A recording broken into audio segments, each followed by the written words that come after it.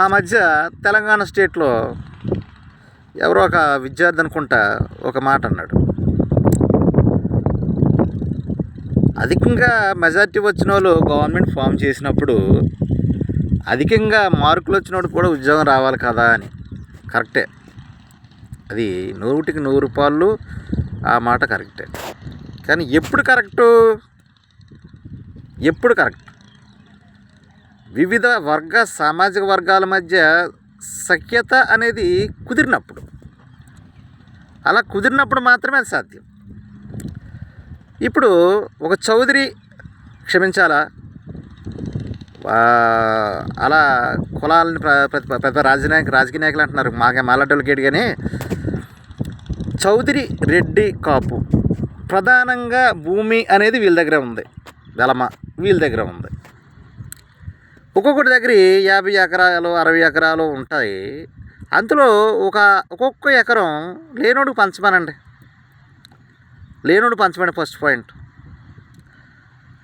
లేనోడికి పంచరు. ఎందుకు 1000 ఎకరాలు నీకెందుకు, లేదా 100 ఎకరాలు ఎందుకు, లేదా 500 ఎకరాలు నీకు ఎందుకు? లేనోడికి పంచు, నువ్వు ఎంత భూమి చేయగలవు అంతే ఉంచుకో. అలా చేయరు. తర్వాత ఒక ప్రయోజకుడు, బాగా ఉద్యోగస్తుడై ఆస్తి అంతస్తులున్న వ్యక్తి, ఒక దళిత వ్యక్తి ఒక అధిక వర్గాలకు సంబంధించిన ఒక అమ్మాయిని వివాహం చేసుకుంటే వాళ్ళు ఒప్పుకోలేరు. వీలైతే ఆ వ్యక్తిని, అంటే దళిత వ్యక్తిని చంపడానికి కూడా సిద్ధపడరు. ఇంతకుముందు మనకి మిర్యాలగూడలో జరిగిన ఒక విషయం దానికి ఉదాహరణ. తర్వాత మరొకటి ఏంటంటే,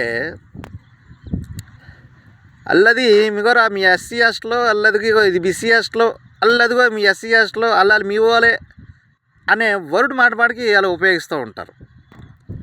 వాళ్ళు మీ వాళ్ళే, నేను మీ వాళ్ళు కాదు, అందరం మనుషులమే కదా, అందరం మనుషులు అనే భావన రాదు, ఎప్పటికీ రాదు. ఓకే, అంటే ఇప్పటికీ కూడా అది ఎంత స్థాయిలో ఎదిగినప్పటికీ కూడా మీరు ఇంకా చిన్న చూపు చూస్తూనే ఉంటారు.